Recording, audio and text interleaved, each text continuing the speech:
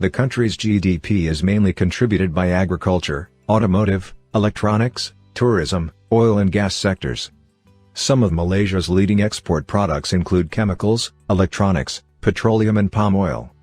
Its GDP rank is 37th and 26th in nominal and PPP respectively on as per the International Monetary Fund Standards, 2018.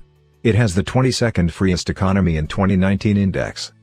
Their overall score went up by 0.5 because they faced a decline in the judicial efficacy, monetary freedom, economic health and trade freedom. Malaysian economy rose to its zenith in the hands of Prime Minister Mahathir bin Mohamad, 1981 to 2003, and Finance Minister Anwar Ibrahim. Anwar's policies were excellent and even saved Malaysia during the financial crisis.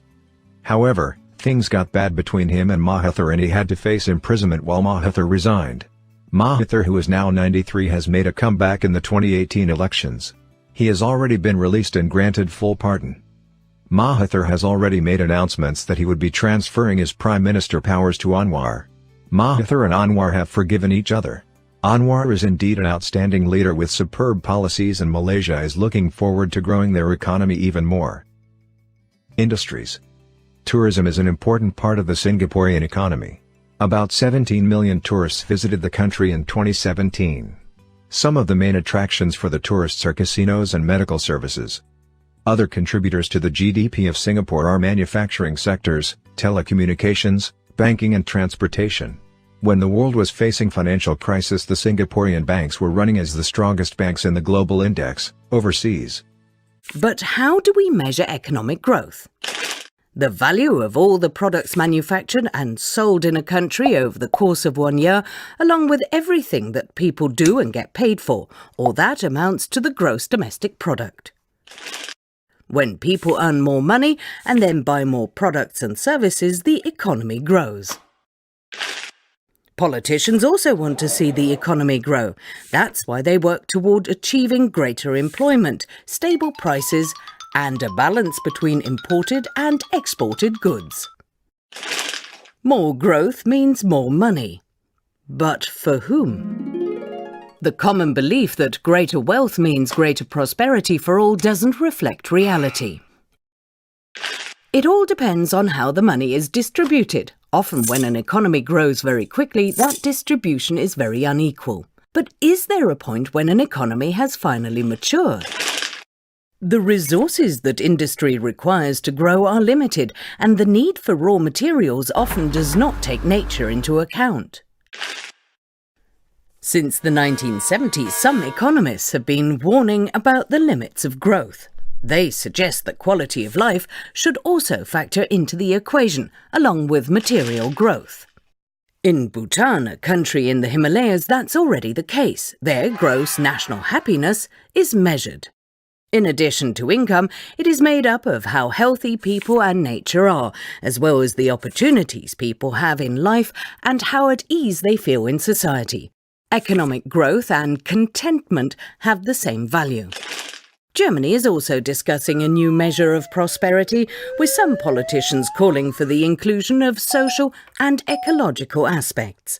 Even if we're still searching for a solution, more and more people are starting to understand that the economy can only grow over the long term if it also respects a person's basic means of existence.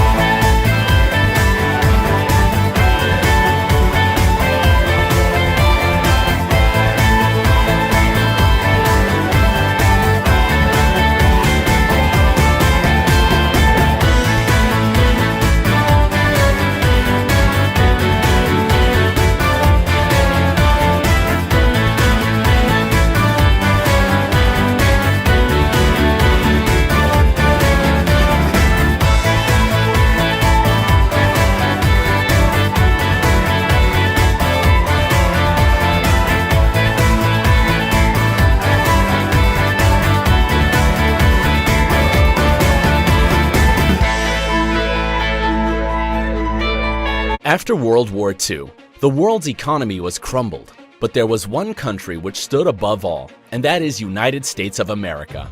For a long time, United States has been a dominant economic superpower in the world, but in past few decades, due to globalization and rapid economic growth around the world, many of the developing nations raised their standard of living and progressed in highly technological fields which are now challenging the economic might of US. The size of economy is measured in many ways, but most significant and famous of all is gross domestic product, commonly known as GDP, which shows how big is the economy and how much is it now integrated with the world and within the country. This GDP data is calculated by majorly two institutes, World Bank and IMF, and are of two types. One is nominal GDP, and other one is GDP purchasing power parity. Malaysia's second quarter GDP grew by 5.8% year-on-year, the fastest pace in 2 years. According to Bank Negara, this was due to strong private sector spending and robust export growth. Private consumption growth accelerated to 7.1%, supported by growth in employment conditions and higher private sector wage growth. BNM Governor Muhammad Ibrahim said that the data looks good and that the central bank will definitely be revising its full-year growth target at above 4.8%. A revised forecast will be revealed at the tabling of the 2018 budget in October. Meanwhile, headline inflation is expected to moderate further in the second half of 2017, assuming lower global oil prices. For 2017 as a whole, it is expected to average within a forecast range of 3 to 4%.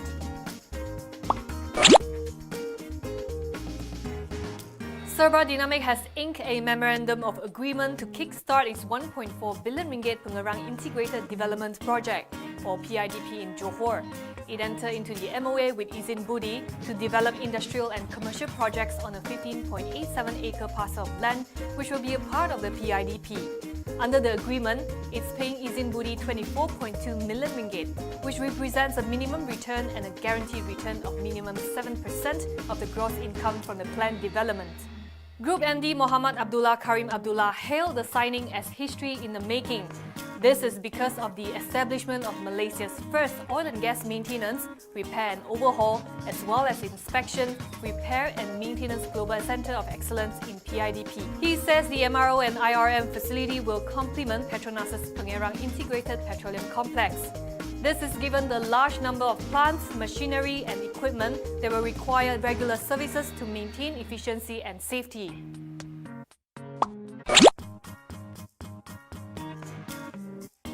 PM Najib Razak has launched a program aimed at increasing the earning power of Bumiputras. According to Bernama, this super high income program will focus on middle income earners and improve their salaries to above 20,000 ringgit. It will be achieved through specialized training and certification in the selected fields such as financial services, maritime, and aerospace. The Newswire did not reveal how much the courses would cost. However, it cited Najib as saying that interested parties can apply for financing under Bank Rakyat. The programs will run for between 3 to 5 years. Applications for participation will open at the end of the year. The first phase would involve 50 beneficiaries with a maximum financing of 10 million ringgit in the financial services, health and technology industries.